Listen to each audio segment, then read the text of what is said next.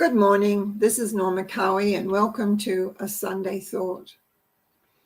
This Sunday, excuse me, my voice is still a little hoarse from the smoke. I can't even see the hills across from me at all. It's just total smoke. And no matter how you try, you get it. And I didn't realize over the days that my throat was going to be affected, but the show must go on, right? Now, I'm going to talk about a saying that came to me this morning because often when I go to bed at night, I ask, what topic do I speak about tomorrow? As I woke up, I actually started to watch some Olympics. And the saying, the glory of God, came into me. And I went, wow.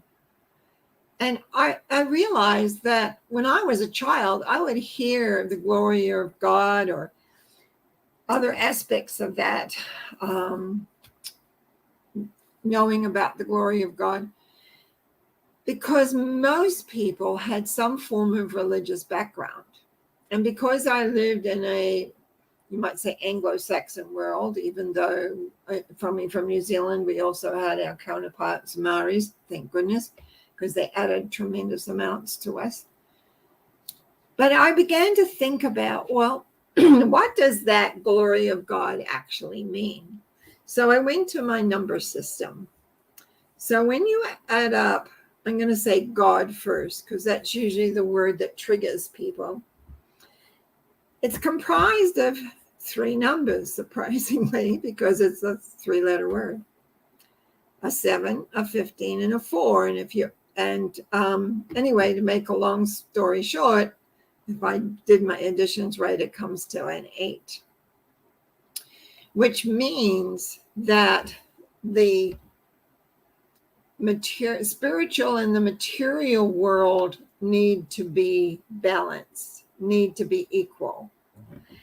And that doesn't usually happen. It's something that I do a lot in my readings. I see people coming in basically having no philosophy at all, don't even know what the word means. I used to always talk about the spirituality, or where your spirituality was, or what's your spiritual makeup. And then I began to realize people started looking at me blankly. And I started changing the word to philosophy. What's your philosophy? And work to explain that a philosophy needs to be applied to the material world. And so again, I want to take a look at the word glory. What does glory mean? Now, these are quite long. I'm just going to leave the numbers 7, 12, 15, 18, and 27. And if I again did my adding right, it comes basically 7 and 9, which is a 7. Because I bring it down to the lowest number so I can understand that. Now, 7 is going inside, going into the internal experience, going into the awareness. Excuse me. I can just see if I can settle this throat down a bit. So basically, with the glory of God, or a glory of God, or however you want to think about glory of God, is to have an innate experience of the one, the magnificent one, the power that is in all things. And when you have that magnificent experience, when you have that inner knowing that this power exists, I don't care what name you call it, if you call it God, Buddha, Guru, Mother Earth, like my name for it really is Divine Essence, but I usually refer to it as the universal love force. It's all the same thing. We just use a different name for it, depending on our culture, depending on what we've learned, how we've experienced it. And the key is to experience it. This element is available to us if we take it inside, if we bring it inside, if we allow it to become a part of who we are. And it needs to be experienced. So we could say also this: the glory of God is the unseen manifesting into the seen world. The unseen being, we can't see this energy as we see the material, the table that I've got here. Or my glasses, which are very real in the physical form. But we can't see the little molecules that go to make this. That's an unseen world unless you have a microscope. But how do we see that energy that is there?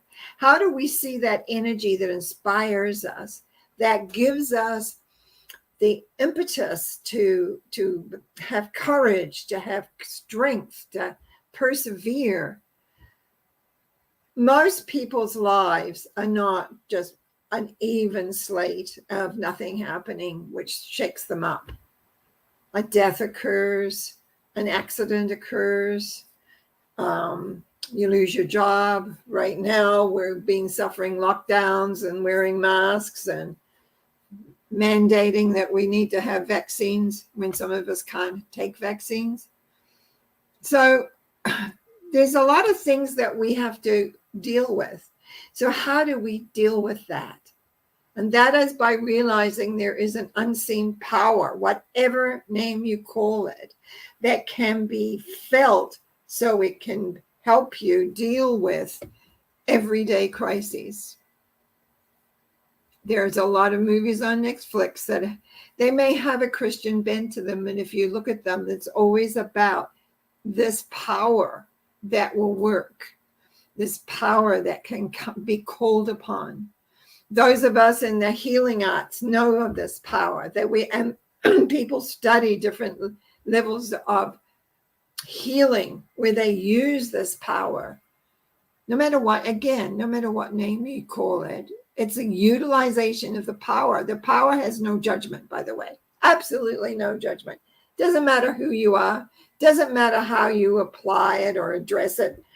The key is for you to acknowledge it and to feel it inside and know there is a presence. And that is the glory of God. And I really wish for each one of you that you experience this at some point in your life. That time when you just feel that everything clicks and that you experience love.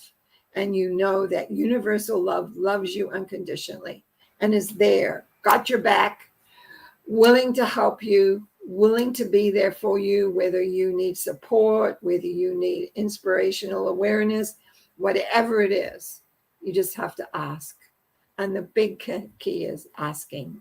There's another saying, ask and you shall receive. And if you ask to be at one with that and to feel that glory of God, to have that inner experience, you will have it. Maybe not today, but you will experience it. So God bless you. Have a great long weekend here, as in BC that I am, in all the smoke.